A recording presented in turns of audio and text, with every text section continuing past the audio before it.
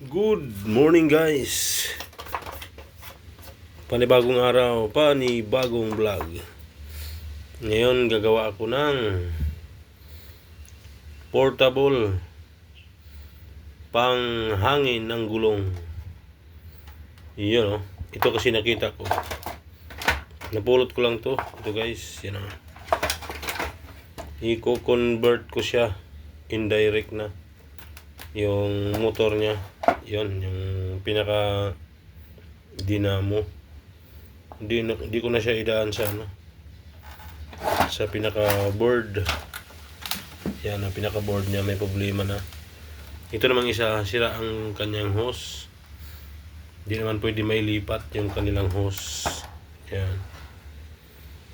Hindi pwede mailipat ang kanyang hose. Dalawa yung purpose pala nito. Dalawa ang purpose nito guys. Pwede siya panghangin, pwede siya vacuum. Yan, pwede siya yan o, ito. May kadugtong to dati. Ngayon wala na. Yan, tanggal na. Ito yung dual purpose. 2 in 1. Yan ang brand. 2 in 1.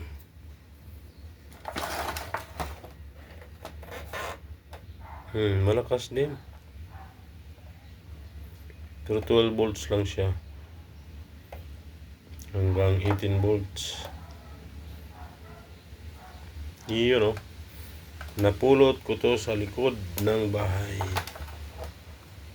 Anong street ba yun?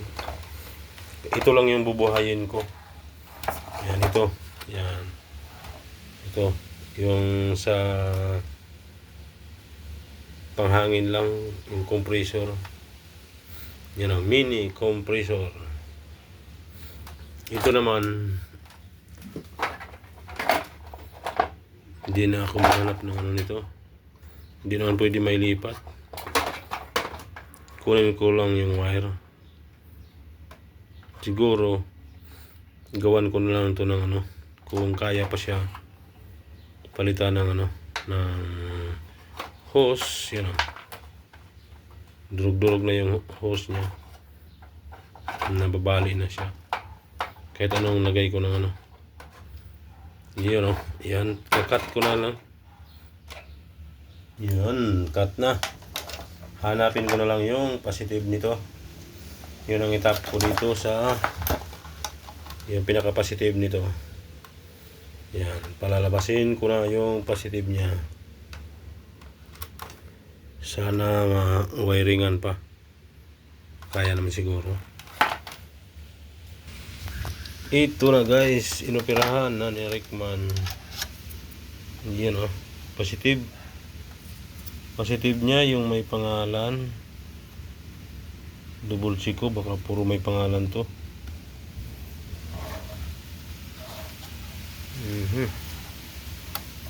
Isa lang. Kabila lang may pangalan. Yun o, negative na lang. Itap ni Rickman. Yan, itong kabila na pang vacuum, wala na. Hindi na yan. Yan. Wala na, tanggal na yung board. Ngayon guys, testing time. Yan, mahaba-haba ito. Yan, 12 volts. Yan, ito na yung pinaka niya. Sana kasya. Standard naman yata to. Yan. Testing time kay Kubi. Ay, hindi pala Kubi. Ryubi. Iyo. Hindi mali si host. Yan, testing time. Yan o, nakatip. Yan o, testing time na sa ating portable. Yan, dalawang motor. Mini compressor, 12 volts. Yan, ito yung hanginan natin guys. Yan. Pit na pit yung bagong gulong. Iwan ko anong nangyari niyan.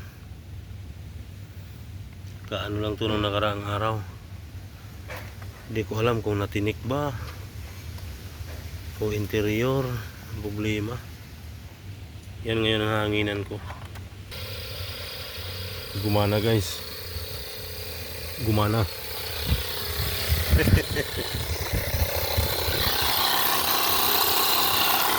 Gumana.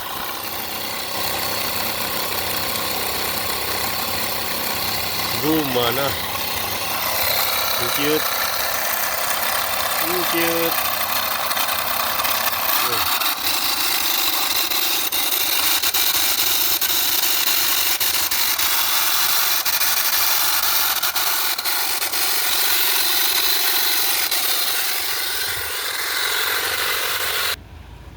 Ay, yan na guys, nakapuno din. Pero malambot pa. May problema yung ano niya, yung pito. May problema, sumisingaw dito sa loob. So hanggang dito na lang guys. Thank you for watching. Bye bye.